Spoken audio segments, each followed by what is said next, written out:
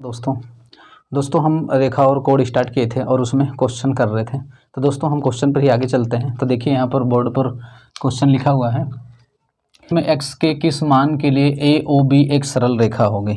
क्या करें दोस्तों, मैं यहाँ पर नाम लिखना भूल गया, मैं नाम लिख देता हूँ।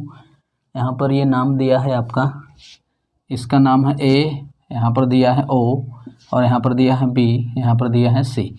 अब हमसे पूछ रहा है कि चित्र में x के किस मान के लिए ए ओ बी, क्या करें दोस्तों, ए ओ बी एक सरल रेखा होगी। ए ओ बी दोस्तों देखिए ए ओ बी एक सरल रेखा है, तो ध्यान दीजिएगा सरल रेखा, सरल रेखा का मतलब एक सीधी रेखा, ऐसे सीधी रेखा ए ओ बी।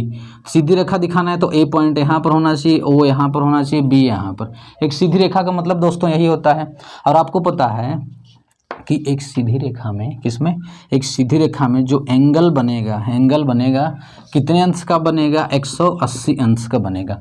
क्या होगा दोस्तों, 180 अंश का बनेगा। मैं आपको यह पिछली वीडियो यानी पिछले पार्ट में ही बता चुका हूँ दोस्तों। यदि आपको नहीं समझ में आ रही, आप पिछले पार्ट को जरूर देखें।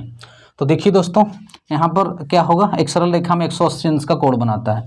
और दोस्तों हमको यहाँ पर बताना ही है कि ए ओ बी एक सरल रेखा होगी। क्या होगी, एक सरल रेखा होगी। तो दोस्तों हम यहाँ पर यही कहेंगे कि ए ओ बी, यदि ए ओ बी एक सरल रेखा होगी, मैं यहाँ पर लिख देता हूँ कि यदि ए ओ बी एक सरल रेखा होगी, सरल रेखा होगी, तो देखिए दोस्तों अगर ए ओ बी एक सरल रेखा, या फिर हम यह कह सकते हैं कि ए ओ बी सरल रेखा तभी होगी जबकि यह जो पूरा कोण है, यह पूरा कोण 180 अंश के बराबर हो जाए, तभी ना यह एक सीधी रेखा होगी। आप ध्यान से सोचिए कि ये जो ए ओ बी, यह एक सीधी रेखा कब होगी, जबकि इस रेखा को उठा के ऐसे कर दें, मतलब इसको क्या कर दें, यहाँ पर ए को यहाँ पर मान लें, इधर मान लें, और ये जो होगा अगर ए यहाँ पर चला आता है तो ये पूरा एंगल कितना होगा, 180 अंश होगा। और जबकि यहाँ पर ए ओ बी दिया है इतना, इसका मतलब कि यह कितना हो जाए, यह एंगल है पूरा कितना हो जाना चाहिए, 180 अंश हो जाना चाहिए। तो अब हम कहेंगे यानी ये जो होगा, ये जो कोण है और ये, इन दोनों का जोड़ कितना होना चाहिए, 180 अंश होना चाहिए। देखिए दोस्तों अब आपको समझ में आ चुका होगा कि यह एक सरल रेखा तभी हो सकती है जबकि 3x + 20 अंश + 2x बराबर होना चाहिए 180 अंश के। ठीक है दोस्तों हम आगे चलते हैं। देखिए 3x में 2x जब ये जुड़ जाएगा यानी ऐड हो जाएगा तो ये हो जाएगा आपका 5x बराबर 180 अंश, 20 को उधर ट्रांसफर करेंगे तो 20 अंश। दोस्तों 180 अंश में से 20 को सब्ट्रैक्ट करेंगे तो यहाँ पर बचता है 160 अंश। देखिए यहाँ से x का वैल्यू निकालें तो 160 अंश बटा में यहाँ पे गुणा, इधर जाकर क्या हो जाएगा, भाग 5। जब 5 से इसको डिवाइड कर देंगे तो 5 5 3 जा 15 यानी यहाँ पे 1 5 2 जा 10, 32 अंश आएगा। क्या होगा दोस्तों, ये आ गया आपका 5 3 15, 1 बचा 10, 5 दूना के 10, 32 अंश। तो हमसे पूछ रहा था कि x के किस मान के लिए ए ओ बी की एक सरल रेखा होगी, तो x का मान, वह मान कितना होना चाहिए, 32 अंश होना चाहिए। ये क्या होगा दोस्तों, ये आंसर हो जाएगा कि x बराबर जब 32 अंश होगा तभी यह क्या होगा, ए ओ बी एक सरल रेखा होगी। दोस्तों उम्मीद है कि आपको समझ में आया होगा। हम चलते हैं नेक्स्ट क्वेश्चन की ओर, मैं इसको इरेज करता हूँ। चलिए दोस्तों देखिए यहाँ पर नेक्स्ट क्वेश्चन क्या है। नेक्स्ट क्वेश्चन इस प्रकार से है कि चित्र में, यानी यह जो चित्र यहाँ पर दिया गया है, ओ ई किरण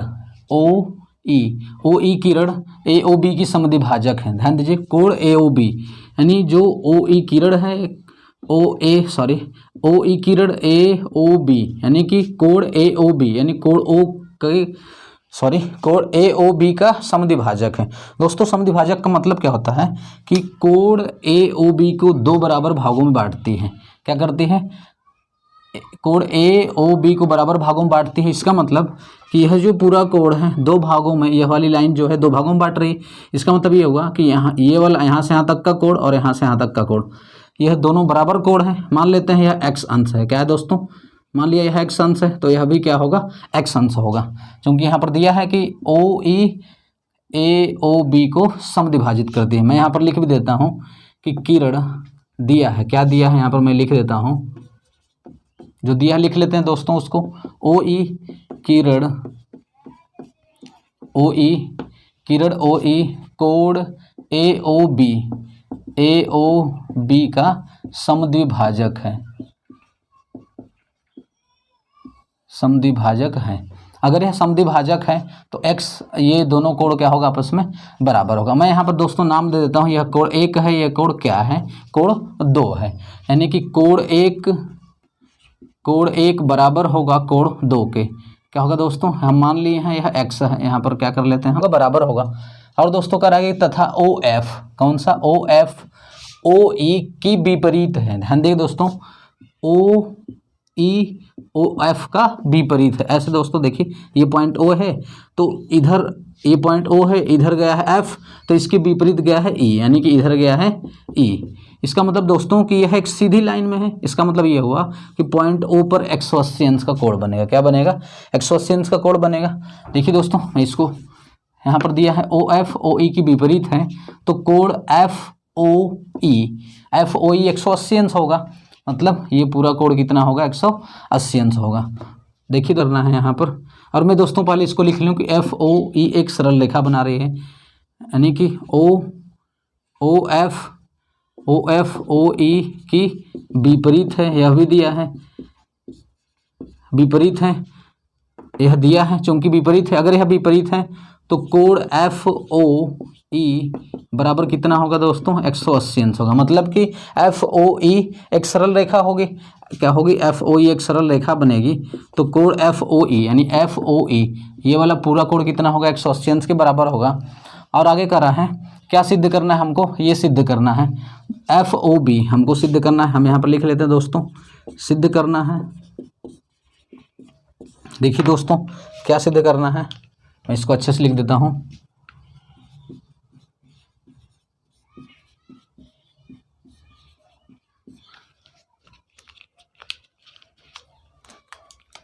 देखिए दोस्तों क्या सिद्ध करना है, कोण FOB बराबर है कोण FOA के, यानी कि ये वाला कोण FOA ये वाला कोण के क्या है, बराबर है।